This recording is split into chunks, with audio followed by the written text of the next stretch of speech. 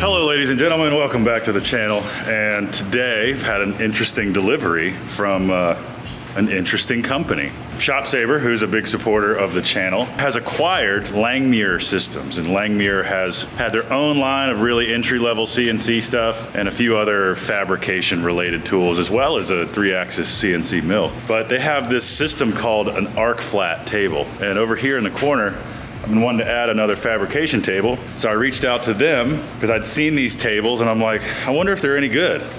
So today, via freight, we've got two 2x3 arc flat fixture tables. I think we got a leg kit or a clamp kit. There's a few accessories in here. I want to get them open because I want to put them over here. Wyatt's got his cute little 3x3 plate table, which has a purpose. Has one single purpose. It was for one single build. Well, there you go. This thing's not flat or easily levelable. And, you know, just like our fixture table over here, once you do this to a table or have a table like this, it opens up a whole world of possibilities. And of course, the whole point is that it is flat and level and it's a reference surface. This one's not perfect. It's got like a 1/16 inch drop off on that end. We cover, if you want to see how we built this table, click up here somewhere, link to that. But these are cast and milled to be perfectly flat and square. So I'm excited to unbox them. I'm gonna put them to work. I got a rather complicated fixture job coming up that I want to use these for. So we've got a leg assembly kit. We've got two arc flat modular cast iron fixture tables. And I believe this is a clamp kit or a bolt kit, because these tables can bolt together to create modular designs. Ooh, we got some clamps. Nice clamps.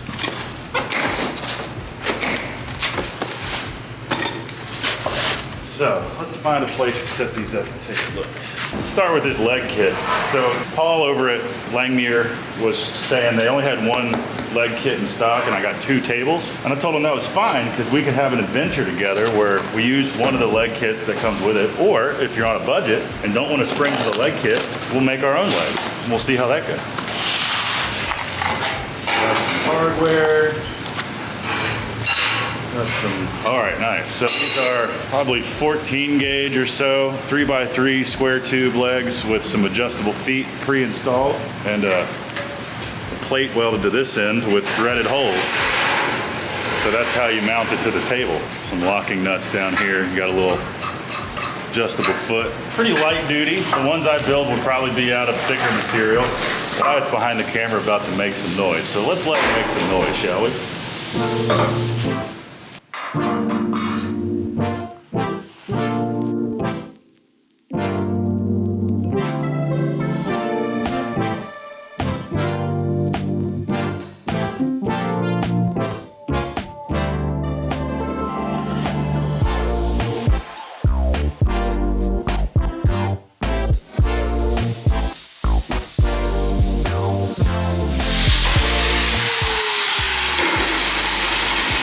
Hey, can you help me lift something real quick?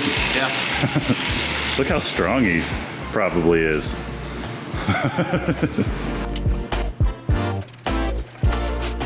One.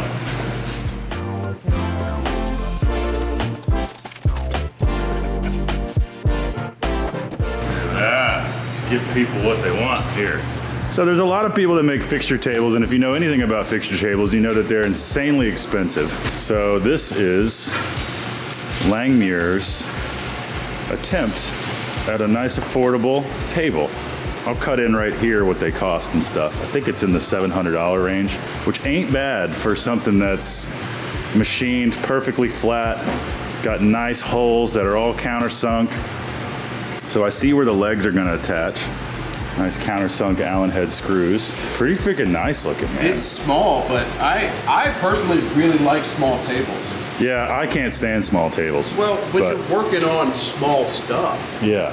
You know, most of the stuff in our shop is decent size, like pretty big. Yeah, I've just never had an issue being on the corner or something. But there it is. So that's the top. It's covered in oil, which is good, keeps it from rusting. And this is the casting. It's like how thick is that? Gray cast iron. Yeah, the top surface about a 1/2 inch. These look about 3/8 walls.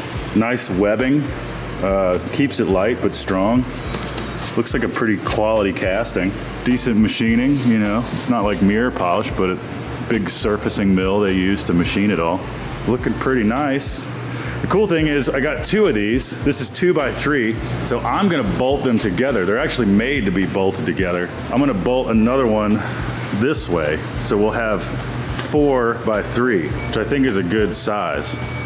And if we bolt them together, then theoretically I could really only use one leg kit for the whole thing. Although I don't know if that's how they intend to do that. I need to like go on their website and make sure I'm telling you guys the right thing.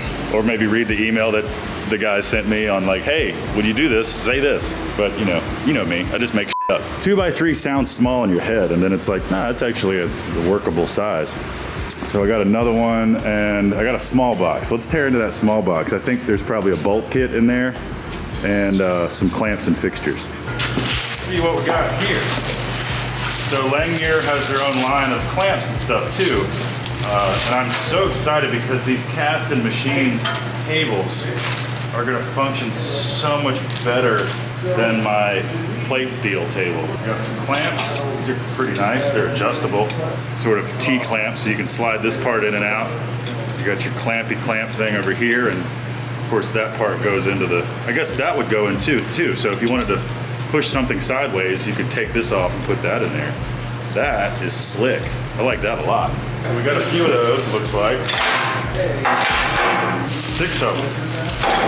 I can already tell that I'm gonna be welding all these solid, but I understand why they ship them this way. These are the handles. You know, that deal. But these are gonna come unscrewed, so probably just plug weld them. Love that. God, this thing is so nice. That one came pre-assembled.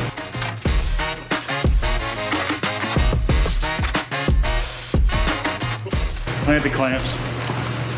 So I don't see a bolt kit in what I got. Probably could just be shipping delay or whatever. But they sell, like I said, a bolt kit that allows you to bolt multiple of these together. Obviously, being the shop we are, we can do that ourselves. But if there's a specific way to do it, or maybe they have something cool, I was excited to be able to show you guys that. In any case, I'll probably put legs on one, build legs for the other. You know, we can use the shop saber to make these plates. Literally get some 3x3 tube, make our own plates like this, and then we can use the same countersunk fasteners to bolt it to the table. I like how they did that. They're sunk below the surface. Anyway, I don't know when I'm gonna continue this, but I wanted to do the unboxing for you guys and show you my first impressions of the arc flat table from Langmuir Systems.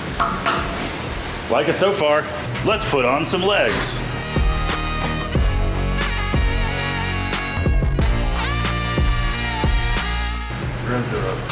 Threads are a little gummy. I'll get a socket for these. I'm gonna use that guy to assemble it instead.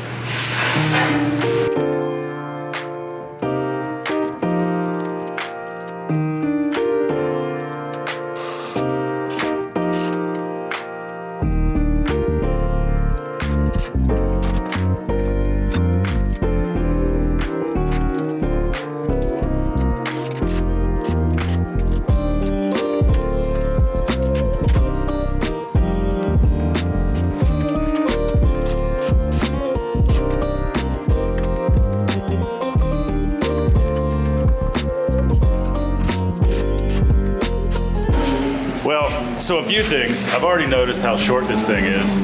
We have the legs extended out, the feet out to make them 34.5-ish. This table here is 36. My table's like almost 38.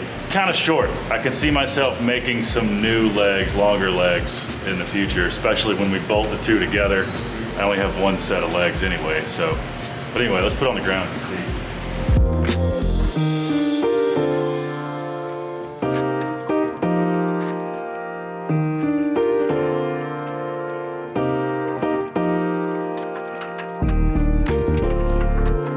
So if you look at the table that Tay had built over here, if we take this guy in the hole, it's only a 1/4 inch material at the bottom. So there's more wobble is what we're saying. So every time I go to stick this down, I have to crank on that before I run it. And it works. But look at the angle of that. So with this guy, using the same clamp, same steel,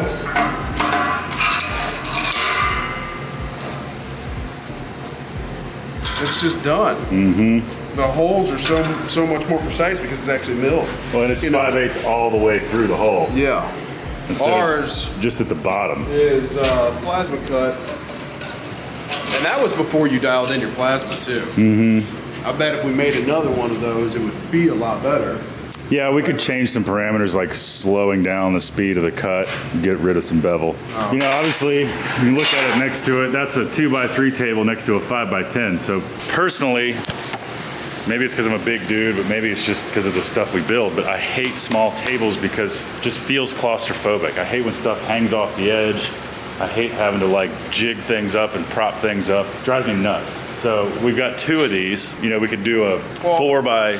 I'm gonna counter that real quick. Tay hates small tables, but I love small tables because, especially when I was working at home a lot, I was always doing very small, intricate stuff, taking something small, doing little bitty things. So if this is all the space that I need, then it's lovely because I could sit in my home garage and just tinker away, go to town on small stuff. So like, I appreciate something really small if I'm not doing a handrail, if I'm not doing a big job. It's amazing. So like, I get your point. The other part, me and Tay have had this difference for a while. Tay likes to take a whole 4x8 sheet and run a workbench. So like, it's too far for me to lean over, especially at the heights it is. So this guy, for me, I can't lean to get stuff at the end. I have to walk all the way around it. It's a pain in the butt. For this, even at the 3 foot, even if this were taller, I can reach right over clear to the other side and get everything just fine. So for me, I love things like this.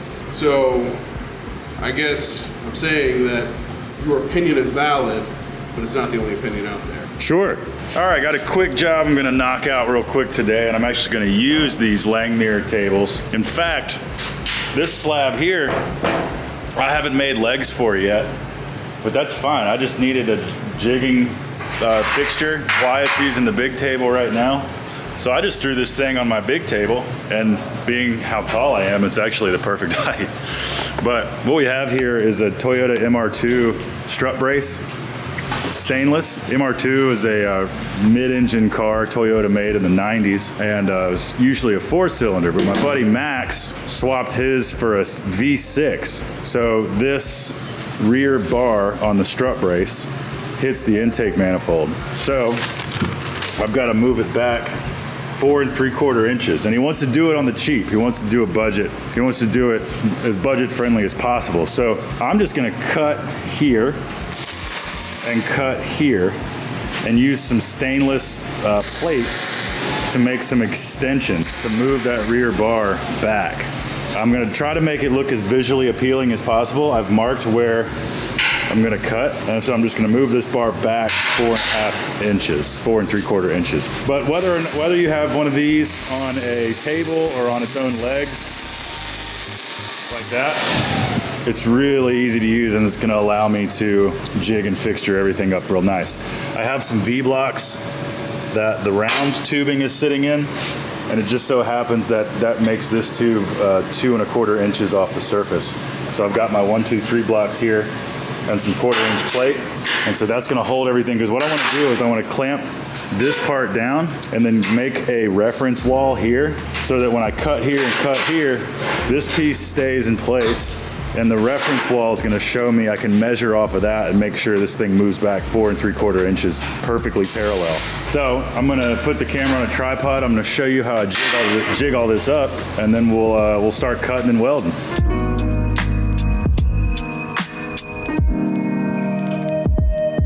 So what we've got is the back half of this strut brace that's not being modified is clamped down to the arc flat table. This flange and this flange is where it bolts to the car's strut towers. You know, the coilover, the top hat of the coilover sits here and here. And this is in the trunk, by the way. Again, it's a rear engine car. So this is clamped in place, it's not gonna move. I have these pieces at angle clamped here, because again, I need to move this bar 4 3/4 inches back, and I need a reference face to measure from. So once I cut that loose and that loose, I can position this thing back the right amount, clamp it down, and then I'll show you, but the plan is really just to take some 1/4 inch stainless plate probably and cut a piece that will brace this, attach this to the new position of this further back. It's about the quickest way I can figure out how to do it and budget friendly for my buddy Max here. So we'll do our best to make it look good. The welds will look good. Stainless welds really nice. So kind of making this up as I go. Should be reasonably strong. It's not going to be as strong as it was before, but you've got enough redundant tubing going around, and I'll probably end up making some gussets or something to strengthen what I make, because you got to triangulate everything. This thing as it sits is super strong because it's one big triangle, and what I'm doing is disrupting that triangle, so I'll have to reestablish some smaller triangles in the corners, but it'll work.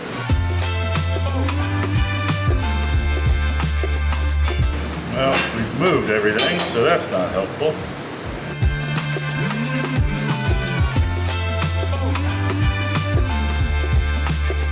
It's going to end up roughly there. So I'm going to cut some 8-inch. I drew it from inside to inside.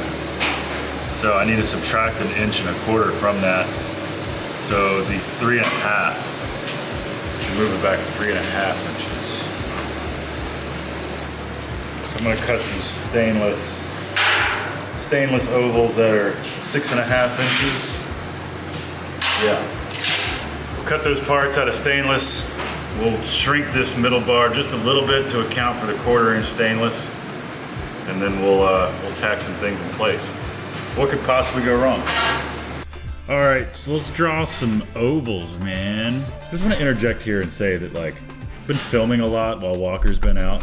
Our beloved Walker Hooper has been gone for a few weeks. I'm sure you've noticed the channel's been pretty quiet. I've just been filming whatever I can, and I don't know what is relating to what. I'm just sort of filming things as I do it. I don't have an idea of episodes in my head. But anyway, how do I want to do this? I'm just going to draw a line, and I'm going to snap to a grid here. Is there an orthogonal snap? Let's draw a rectangle. So 6.5 long by 1.25 high. That's essentially the piece we need to make. Oh yeah, and I'll just fillet the corners. So I'll just fillet this corner a 1/2 inch. Do it again. Yeah, that'll be fine. So that's it. That's 6.5 by 1.25 inches. I'll cut 2 of these out of stainless, and that'll allow me to position them like this and run that rear bar back, have it stay attached to this, and then we'll build some triangles, maybe cut some gussets. I could do that now, but I'll just cross that bridge when we get there. I'm gonna copy and paste that, make another one. We'll tool path this for stainless. 1/4 inch stainless I cut with 85 amp consumables, so 0.073. Kerf offset compensation. Do my standard lead in and lead out. There's that. Okay, so there's our 2 pieces. Simple as that. Let's cut them. All right, I got my parts drawn, 1/4 inch stainless, and go.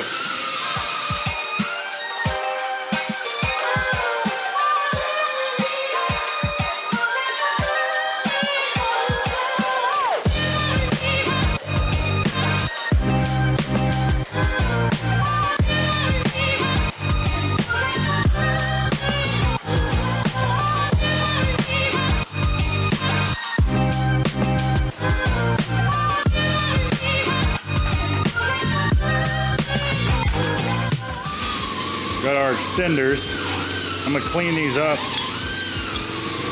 And so these are gonna allow the offset to happen. Bing bong.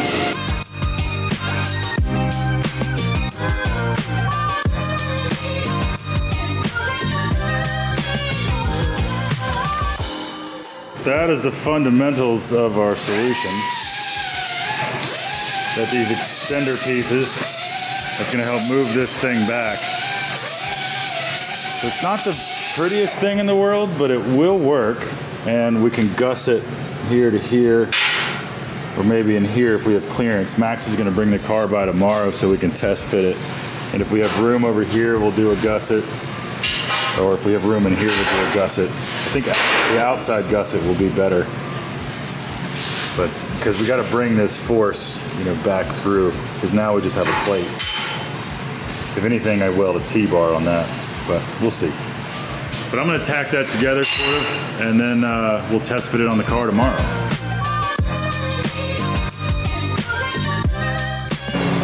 Got it tacked there, just in 2 places. Tacked here. I'm gonna trim off, that excess. Probably trim that, make that look a little better. But there's no real way to know if it's gonna work until the car gets here tomorrow. So I'll tack it up so we can move it around, clean up, and then see you tomorrow when Max is here.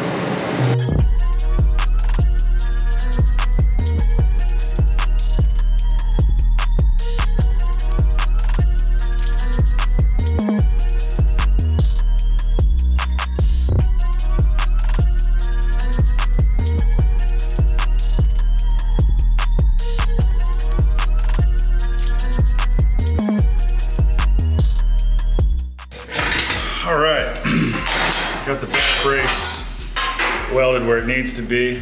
Max came by last week and we test fit it, and we were close, but we wanted to push this bar back just a little bit, and I rotated it on an angle because there's a big intake manifold right here we got to clear.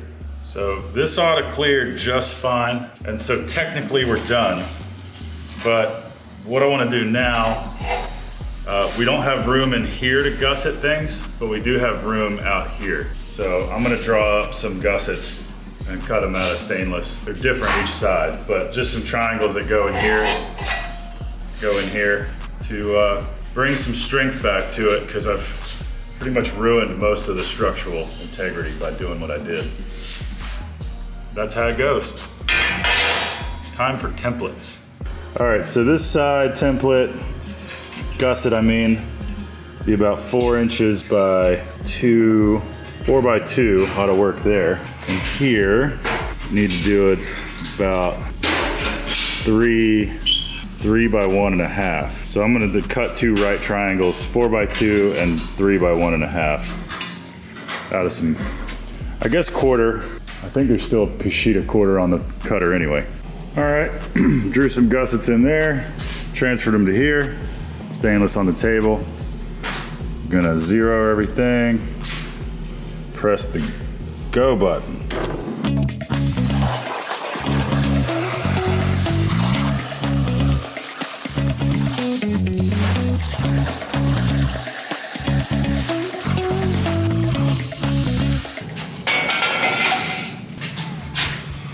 Looks beautiful. Looks like strength is gonna happen. I got you something. I made you a token of my appreciation.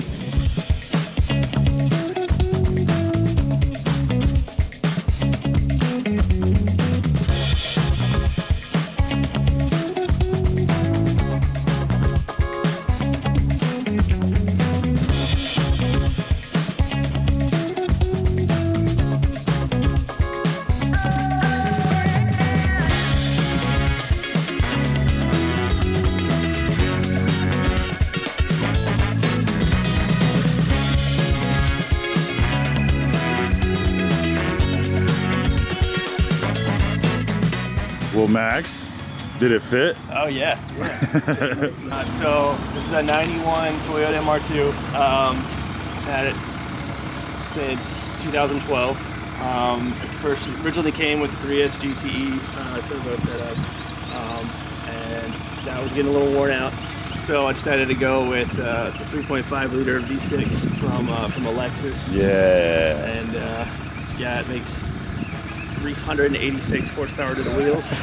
It makes more power than my drift car does. 286, I'm sorry. Oh, God, okay. Yeah, almost like 300 to 300, like. To the crank? Yeah. These things are so rad. Yeah, I wish maybe after the turbo it'll make 380s. Yeah. But they're rear engine cars. If you guys don't know anything about MR2s, they're back here. Oh, look, it fits so good. Yeah, it's close. Any issues?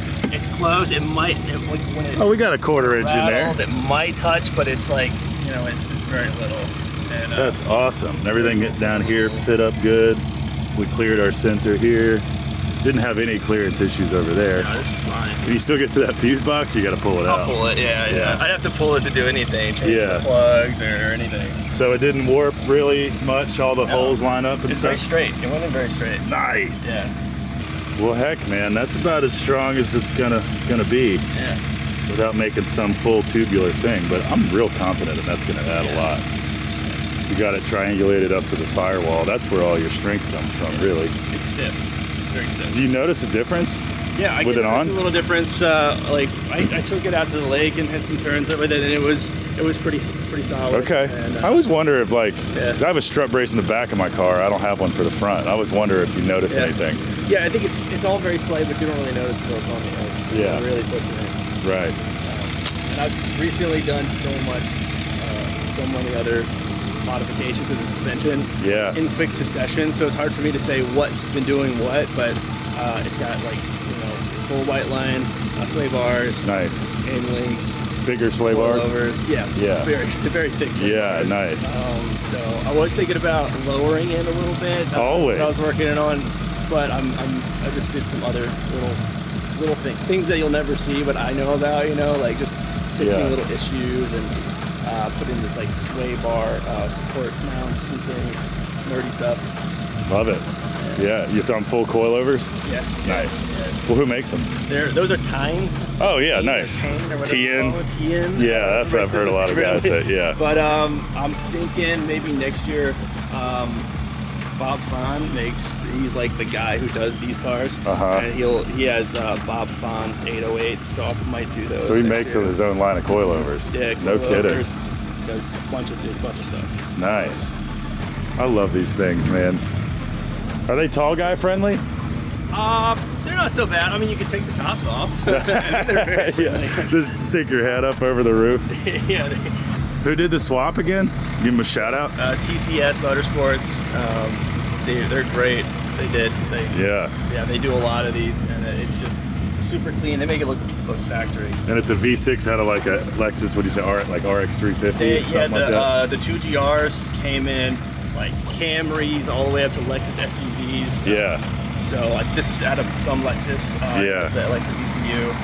The engine mounts are Frankenstein Motor Works. I'm so surprised how well that engine fits in there. Like you got 4 inches still over here between them. Yeah, and you don't have to lose the shroud. The shroud stays on there. Yeah, and you're still funneling air to basically where you take it in. And you have a side vent too over there. Yeah, I can even get I can replace this with some fans, like a dual fan set. Yeah, cool. A lot of people do those for the turbos. You know. So prevent heat soak. Yeah, if I get bored, maybe I'll do that too. Yeah. But until I get a turbo, it's not really necessary. But they're developing a turbo setup for this. It's supposed to. That's crazy. So it's V6. You got 2 manifolds, or no? It's all through the middle. Yeah, it's a V. So one down there, one up there, one bank up here, one bank down there. Okay, so it goes into the side. Are both heads are fed from the middle here, or one's up here? So so you have one bank here and the others down there, and then you have this intake tube right here. So all 6 piston cylinders get their air from the center here. It comes there and there. Yeah. Oh, that's nice. That makes turboing a little. What do you do for the exhaust to route it to the turbo? Custom headers. Yeah, probably. Where does the turbo live? Probably. Probably in this area. Yeah. Probably come off the intake. And then run your headers up to feed it. Yeah. So That's the tricky part. ATS in Texas is with and TCS, the guys up in Kentucky. They're apparently they're like a partnership to develop that turbo setup. Yeah. So that's in the books, maybe. Yeah, for now. dude. What would that? A lot of power with those things. Can these take boost reasonably Apparently, well? Yeah, apparently it's pretty good for Nice. an aluminum block engine. Hell yeah. Yeah. It's exciting. It's a fun toy. Yeah, it's the dream car. for me anyway. If you guys go to the Taubman Museum of Art, it's a lot of Max's handiwork making all that stuff happen here in Roanoke. So go support that.